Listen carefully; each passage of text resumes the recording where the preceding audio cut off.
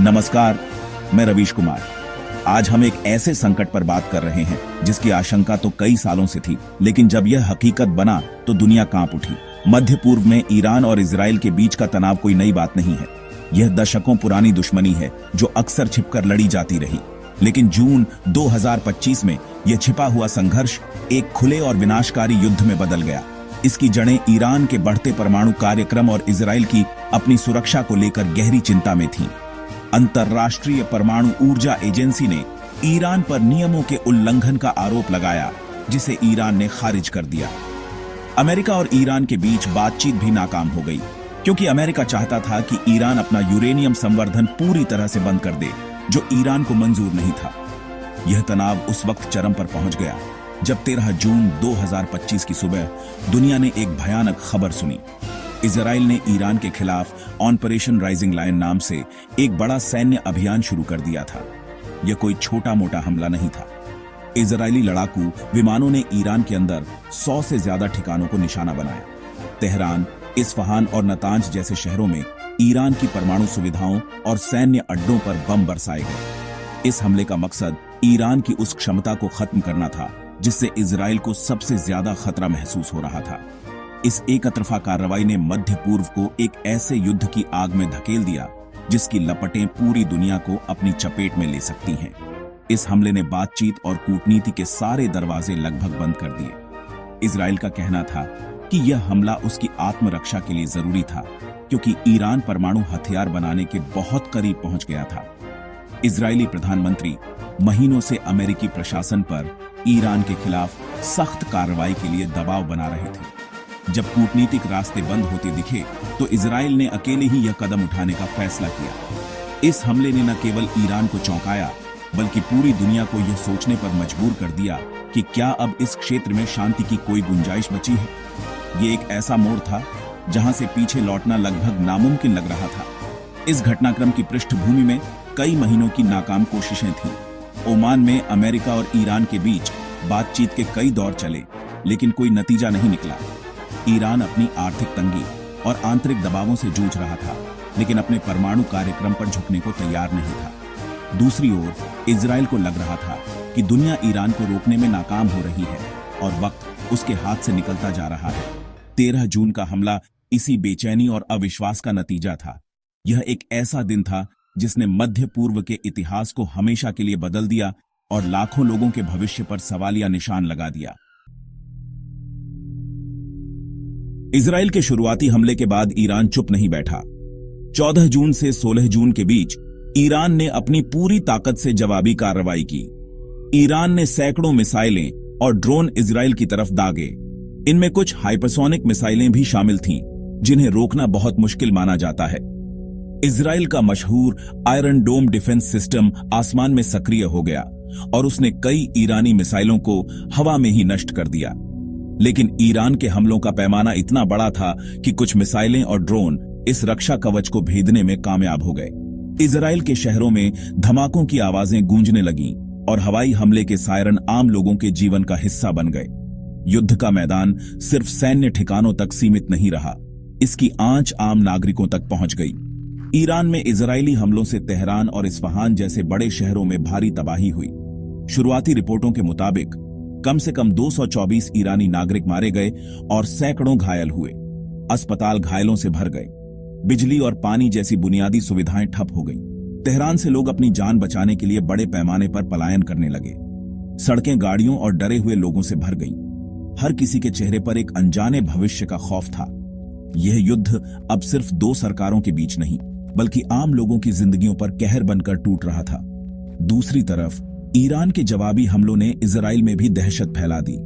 हालांकि आयरन डोम ने बड़े नुकसान को रोका, लेकिन जो मिसाइलें गिरीं, उन्होंने इमारतों को नुकसान पहुंचाया और लोगों में डर पैदा कर दिया।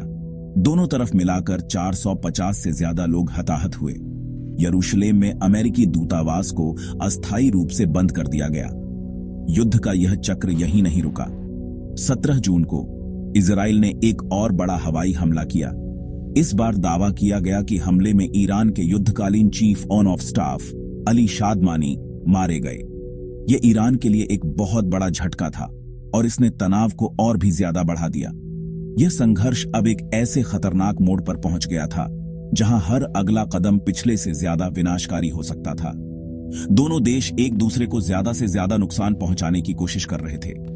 सैन्य ठिकानों से शुरू हुई लड़ाई अब शहरों, अस्पतालों और आम नागरिकों के घरों तक पहुंच चुकी थी। आसमान में मिसाइलें थीं, जमीन पर तबाही थी और लोगों के दिलों में सिर्फ डर था। मध्य पूर्व एक ऐसे ज्वालामुखी के मुहाने पर खड़ा था जो कभी भी फट सकता था और जिसकी आग में न जाने और कितने बेगुनाह जलने वाले थे। जब मध्य पूर्व में युद्ध की आग भड़की तो पूरी दुनिया की निगाहें इस पर टिक गईं। सबसे महत्वपूर्ण प्रतिक्रिया अमेरिका से आई। राष्ट्रपति डोनाल्ड ट्रंप के प्रशासन ने इजरायल की कार्रवाई का समर्थन किया, लेकिन उनके बयानों ने स्थिति को और उलझा दिया। एक तरफ अमेरिका ने ईरान से बिना शर्त आत्मसमर्पण की मांग की और तेहरान के निवासियों को शहर खाली करने की चेतावनी दी, जिससे लगा कि अमेरिका सीधे युद्ध में शामिल हो सकता है। वहीं दूसरी तरफ यह भी साफ किया गया कि अमेरिका सीधे तौर पर अपनी सेना भेजने की योजना नहीं बना रहा है, लेकिन खुफिया जानकारी साझा करके इजराइल की मदद कर सकता है। इस मिले जुले रुख ने अनिश्चितता को और बढ़ा दिया। ईरान ने अमेरिका को सीधी चेतावनी दी।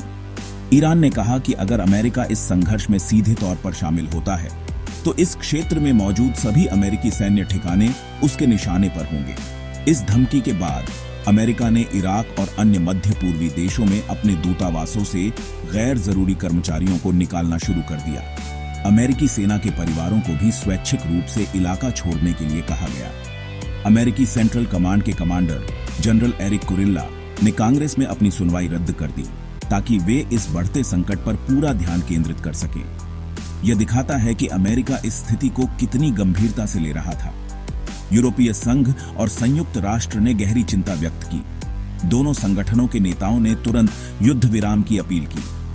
उन्होंने कहा कि इस लड़ाई को तुरंत रोका जाना चाहिए, वरना यह पूरे मध्य पूर्व को अपनी चपेट में ले लेगी, जिसके भयानक परिणाम होंगे। उनकी कोशिश थी कि बातचीत और कूटनीति के रास्ते फिर से खोले जाएं, ताकि इस क्षेत्रीय अस्थिरता को रोका जा सके। लेकिन जब मिसाइलें चल रही हों तो कूटनीति की आवाज अक्सर दब जाती है। उनकी अपीलें दोनों पक्षों के आक्रामक रुख के सामने बेअसर नजर आ रही थी। भारत ने भी इस संकट पर अपनी प्रतिक्रिया दी। भारत के विदेश मंत्रालय ने एक बयान जारी कर दोनों देशों के बीच बढ़ते तनाव पर गहरी चिंता जताई। भारत ने हमेशा से बातचीत और कूटनीति के जरिए मुद्दों को सुलझाने का समर्थन किया है। भारत ने दोनों पक्षों से संयम बरतने और शांतिपूर्ण समाधान खोजने की अपील की। भारत के लिए यह स्थिति इसलिए भी चिंताजनक है क्योंकि मध्य पूर्व में लाखों भारतीय काम करते हैं और भारत अपनी ऊर्जा जरूरतों के लिए भी इस क्षेत्र पर बहुत निर्भर है। यह युद्ध न केवल क्षेत्रीय शांति के लिए बल्कि वैश्विक अर्थव्यवस्था और भारत के हितों के लिए भी एक बड़ा खतरा है। यह युद्ध सिर्फ सैन्य आंकड़ों और रणनीतिक चालों की कहानी नहीं है। यह असल में मानवता के गहरे संकट की कहानी है। कुछ ही दिनों के अंदर 450 से ज्यादा जानें चली गईं और यह संख्या लगातार बढ़ रही थी। ये सिर्फ आंकड़े नहीं हैं, ये वो लोग थे जिनके परिवार थे, सपने थे और एक भविष्य था जो अब इस आग में जलकर खाक हो गया। अस्पतालों के गलियारे घायलों की चीखों से गूंज रहे थे। डॉक्टरों और नर्सों के पास संसाधनों की कमी थी, लेकिन वे दिन रात लोगों की जान बचाने में लगे थे। ईरान के शहरों से लाखों लोग अपने घर-बार छोड़कर सुरक्षित जगहों की तलाश में निकल पड़े थे। यह विस्थापन अपने आप में एक बहुत बड़ी मानवीय त्रासदी थी। इस संकट का असर वैश्विक स्तर पर महसूस किया जाने लगा था। ब्रिटेन ने चेतावनी दी कि इस युद्ध से समुद्री व्यापार के लिए नए खतरे पैदा हो सकते हैं, खासकर हॉर्मुज जलद मरुमध्य जैसे महत्वपूर्ण मार्गों पर। तेल की कीमतों में उछाल आने की आशंका बढ़ गई थी, जिससे दुनिया भर की अर्थव्यवस्थाओं पर बुरा असर पड़ सकता था। यह युद्ध सिर्फ ईरान और इजराइल तक सीमित नहीं था, बल्कि इसकी लहरें पूरी दुनिया में महसूस की जा रही थीं। हर गुजरते दिन के साथ यह डर बढ़ता जा रहा था कि अगर यह लड़ाई नहीं रुकी तो यह एक बड़े क्षेत्रीय या शायद वैश्विक संघर्ष का रूप ले सकती है, जिसमें और भी देश खींचे चले आएंगे। आज 18 जून 2025 को जब हम इस स्थिति को देख रहे हैं तो भविष्य अनिश्चित और धुंधला नजर आता है। क्या दोनों देश युद्ध विराम के लिए राजी होंगे? क्या अंतर्राष्ट्रीय समुदाय उन्हें बातचीत की मेज पर लाने में सफल हो पाएगा? या फिर यह विनाश का सिलसिला यूं ही चलता रहेगा? ये ऐसे सवाल हैं जिनका जवाब किसी के पास नहीं है। फिलहाल आसमान में लड़ाकू विमानों का शोर है, जमीन पर तबाही का मंजिर है और हवा में बारूद की गंध है। शांति की उम्मीद बहुत कमजोर नजर आ रही है, लेकिन खत्म नहीं हुई है। अंत में यह घटना हमें सोचने पर मजबूर करती है कि युद्ध किसी भी समस्या का समाधान नहीं है, यह सिर्फ और सिर्फ विनाश लाता है। आज सबसे बड़ी जरूरत शांति की है। कूटनीति और बातचीत का रास्ता भले ही लंबा और मुश्किल हो, लेकिन वही एकमात्र रास्ता है जो इंसानी जिंदगियों को बचा सकता है। यह हम सबकी जिम्मेदारी है कि हम अपनी सरकारों पर शांति के लिए दबाव बनाएं, क्योंकि अगर हम नफरत और हिंसा को बढ़ावा देते रहे तो हम एक ऐसी दुनिया बना देंगे जहां कोई भी सुरक्षित नहीं होगा। उम्मीद है कि विवेक की जीत होगी और बंदूकें शांत होंगी। नमस्कार।